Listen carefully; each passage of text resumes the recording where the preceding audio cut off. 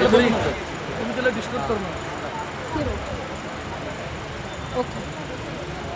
यदा यदा हि धर्मस्य ग्लानिर्भवति भारत अभ्युत्थानं धर्मस्य तदात्मानं सृजाम्यहम् परित्राणाय साधूनां विनाशाय च दुष्कृत्यं धर्म संस्थापनार्थाय संभवामि युगे युगे संभवामि युगे युगे. जेव्हा जेव्हा समाजात अधर्म वाढतो तेव्हा त्याला संपवण्याची शक्ती ही जन्म घेतच असते. 31 मे 1725 हा सुवर्ण दिवस. या दिवशी शिंदे कुटुंबात एक कन्या जन्माला आली. बाळाचे पाय पाळणा दिसतात या उक्तीप्रमाणे अहिल्यादेवीच्या सद्गुणाचा साक्षात्कार त्यांच्या आई वडिलांना झाला. या कन्येच्या तेजाने साक्षात सूर्यही लागला. ही तीच महिला जिने सत्तेचा मंत्र वापरून विकासाचं तंत्र हिंदुस्थानाच्या मातीत राबवलं. ही तीच अहिल्या जिने चूल आणि मूल या समाज व्यवस्थेला झुगारून देऊन एका हातामध्ये शस्त्र व दुसऱ्या हातामध्ये शास्त्र तब्बल 29 वर्ष राज्यकारभार केला. त्यांना लहानपणापासून तलवार चालवणे, तलवार चालवणे, भाला फेकणे, युद्ध लढणे या गोष्टींचे शिक्षण व प्रशिक्षण त्यांना लहानपणापासूनच देत होते. ही होती त्यांच्या व्यक्तिमत्व विकासाची सुरुवात.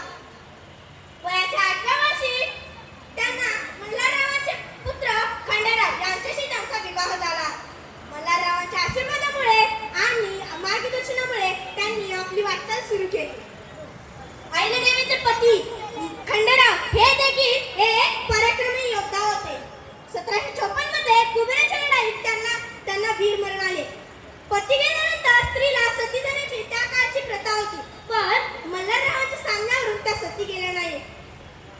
सती देण्याची जी अनिष्ट परंपरा होती ती त्यांनी नाकारण्याचे काम केले. आतापर्यंत इतक्या राज्यकर्त्यांवर जेवढी संकटे आली नाही तेवढी संकटे अहिल्याबाईंवर आली. अहिल्याबाईंच्या हयातीतच नवरा, मुलगा, सासरा, जावाई यांचे निधन झाले. स्वराज्य पाहण्यासाठी कोणीच पुरुष उरला नाही. अशा वेळी त्यांनी स्वतःच स्वराज्य पाहण्याचा निर्णय घेतला. जेव्हा अहिल्याबाईंचा जयजयकार होता तेव्हा अंगात वेगात रक्तसंचार होता.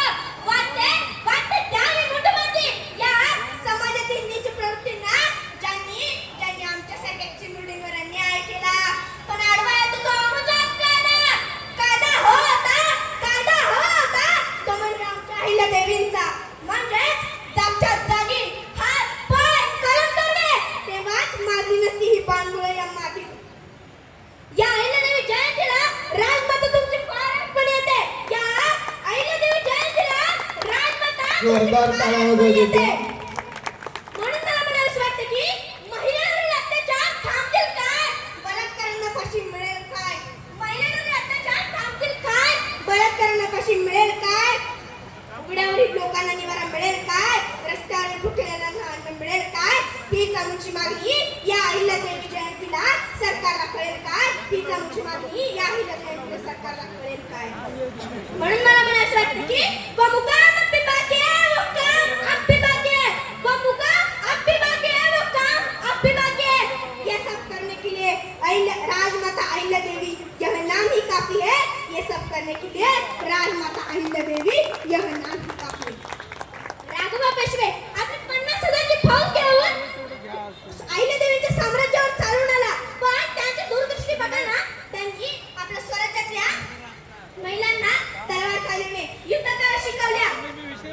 त्या महिला अखंड भारतात त्या एकट्याच होत्या महिलांची फौज करणाऱ्या अहिल्याबाई होळकर. काही युद्धे ताकदीने न जिंकता बुद्धीच्या जोरावर जिंकावी लागतात. कारण त्याच बुद्धिमत्तेचा वापर करून अहिल्याबाईंनी राघवांना पत्र लिहिले.